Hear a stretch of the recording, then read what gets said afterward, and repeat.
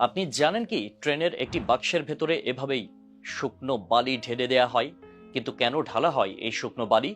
ট্রেনের কোনো চাকা যদি কোনো কারণে স্লিপ করে থাকে, তাহলে বাক্স থেকে অটোমেটিক্যালি বালিগুলো ঢালা হয়। অনেক সময় ম্যানুয়ালিও এই বালিগুলো ঢালা হয়।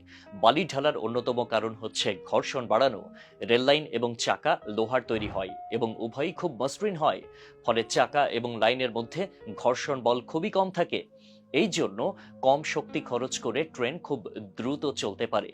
কিন্তু ট্রেন যখন চড়াই সেকশন বেয়ে ওপরে ওঠে বা হালকা বৃষ্টিতে রেললাইন ভিজে যায়, তখন এই ঘর্ষণ বলের খুব প্রয়োজন হয়। এই জন্য বালি ব্যবহৃত হয়। ট্রেন চালকের পায়ের কাছে একটি প্যাডেল সুইচ থাকে, যেটি চাপলে বালি পড়ে। অন্যথায় ট্রেনের চাকা এক জায়গায় দাঁড়িয়ে ঘুরতে থাকবে।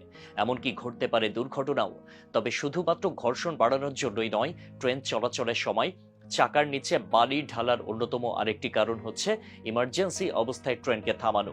যেহেতু বালি ঢালার পর ঘর্ষণ বেড়ে যায়, সেহেতু ইমার্জেন্সি অবস্থায় থামাতে সহজ থেকে সহজতর হয়।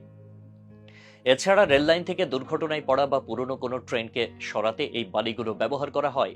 বালি ঢালার বিষয়টি তো পরিষ্কার হলো। এবার বলুন তো, পুরো রেললাইন জুড়ে পাথর বসানো থাকে কেন? বিষয়টি কেউ জানেন, কেউ কেউ হয়তো জানেন না। রেললাইন তো নিশ্চয়ই দেখেছেন। রেললাইনের স্লিপারগুলোর মাঝে অসংখ্য পাথর ছিটানো থাকে, তাও নিশ্চয়ই দেখেছেন। এই পাথরগুলো এমনি এমনি ফেলে রাখা হয়নি। এমনকি রেললাইন বসানোর পরেও এই পাথরগুলো দেওয়া হয়নি, বরং পাথরগুলো বসিয়েই এর ওপর রেললাইন বসানো হয়েছে। মূলত দুর্ঘটনা এড়াতেই পাথরগুলো বসানো হয়। যখন ট্রেন চলে তখন চাকার সাথে ধাতব স্লিপারের ঘর্ষণ হতে থাকে।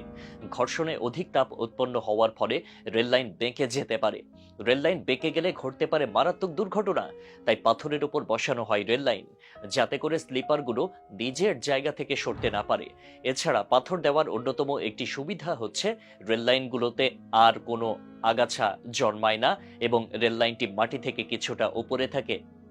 রেললাইন যদি সমতল ভূমিতে থাকতো, তাহলে বর্ষার সময় আগাছা জন্মাতো। আগাছার উপর দিয়ে কোনো ট্রেন চললে ঘটতে পারত বড় কোনো দুর্ঘটনা। পাথর এখানে অনন্য ভূমিকা পালন করে। নতুন কোনো রেল লাইন করা হলে প্রথমে পুরো লাইনে গ্রানাইট পাথরের টুকরো গণহারে ছিটিয়ে দেওয়া হয়। এরপর পাথরগুলোকে কিছুটা শেপ দিয়ে সেই পাথরের উপর লাইনের স্লিপারগুলো বসানো হয়।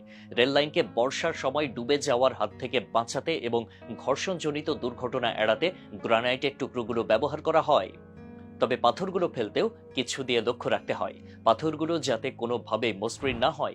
অমসৃণ আকারে ফেললে পাথরগুলো ইন্টারলকিং এর মাধ্যমে একটি আরেকটির সাথে ওভারল্যাপিং না করে বরঞ্চ জুড়ে যায়। ফলে এগুলো নিজের জায়গা থেকে নেওয়ার কোনো সম্ভাবনা থাকে না। রেল লাইনের মাঝখানে 90 ডিগ্রি অ্যাঙ্গেলে কাঠের বিম বসানো হয়। নির্দিষ্ট দূরত্বে বসানো এই বিমগুলো ধাতব স্লিপারকে আটকে রাখতে সাহায্য করে। কাঠের বিম স্লিপারকে আটকে রাখলেও মূলত রেল লাইনে থাকা পাথরগুলোই রেল লাইনের মূল ভিত্তি হিসেবে কাজ করে।